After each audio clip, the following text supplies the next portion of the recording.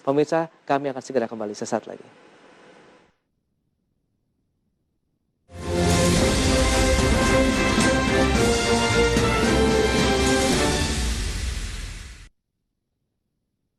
Ingin menjalani kehidupan yang mapan dan masa depan yang sejahtera? Sikapi uang dengan bijak. Mulailah berinvestasi di pasar modal. Dengan membeli saham melalui bursa efek maupun perusahaan sekuritas, Anda dapat menikmati hasil keuntungan dari perusahaan-perusahaan besar yang tersedia. Pastikan Anda berinvestasi di perusahaan yang memiliki izin resmi. Cerdas mengelola masa depan sejahtera. Otoritas Jasa Keuangan. Lembaga pengawas industri jasa keuangan yang terpercaya.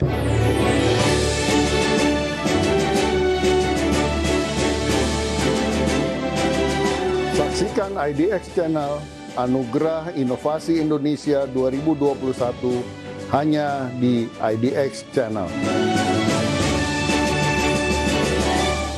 Aku pengen budaya kita masuk ke luar negeri semuanya.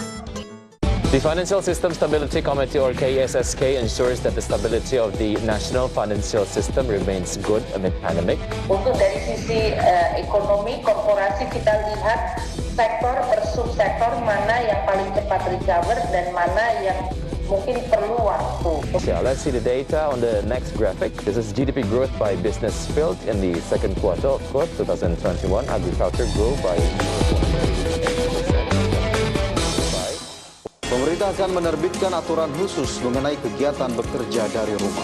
Pemerintah juga telah memberlakukan PPKM darurat di wilayah Jawa dan juga Bali yang dimulai dari tanggal 3 Juli 2020.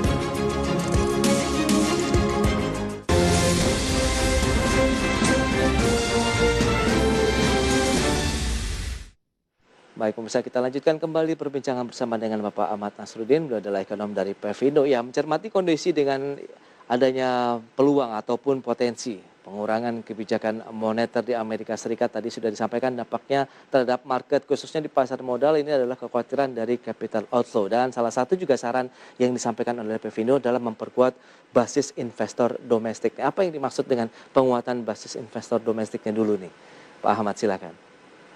Kalau kita lihat penguatan basis investor domestik, maksudnya di sini ya, jadi dari sisi permintaan itu lebih ke investor domestik, artinya kita nggak tergantung sama asing kayak gitu. Okay. Kenapa itu penting? Karena misalkan ada sentimen eksternal, kalau kita basis investor domestiknya kuat kan sentimen eksternal kan relatif kurang berpengaruh ya. Yeah. Nah itu menjelaskan kenapa dalam beberapa tahun terakhir pasar obligasi Indonesia itu rentan sekali terhadap sentimen eksternal, karena memang porsi asing itu kan sangat tinggi ya. Kalau dibandingkan dengan negara-negara lain kayak misalkan seperti Malaysia, kemudian India, itu kan investor asingnya kan relatif kecil lah porsinya kayak gitu. Jadi kalau misalkan porsi asing tinggi, kemudian ada sentimen eksternal negatif, otomatis ya yang keluar juga besar kayak. Nah itu nanti cenderung pasar akan lebih fluktuatif dan nilai tukar sih yang tertekan. Nah, langkah-langkah yang harus dilakukan untuk memperkuat market di dalam negeri dari sisi investor domestik apa saja nih kira-kira yang harus dilakukan Pak Ahmad? Apakah mungkin dari sisi imbal hasil dari yield obligasi juga masih cukup menarik bagi investor lokal misalnya? Ya, kalau kita lihat dari sisi yield juga memang pertama dari sisi yield itu kan juga tinggi ya di pasar obligasi pemerintah dibandingkan dengan bunga deposito kayak gitu. Itu juga salah satu faktor penarik. Kemudian dari diversifikasi diversifikasi surat utang, artinya dalam beberapa tahun terakhir kan memang pemerintah gencar ya menerbitkan SPN retail ya. Itu salah satu faktor untuk menarik investor retail. Yang terakhir itu ini Mas, perkembangan aplikasi keuangan ya, kayak misalkan kan sekarang kan banyak aplikasi yang yang menggait milenial ya, artinya kalau mendorong milenial untuk berinvestasi di pasar obligasi, itu salah satu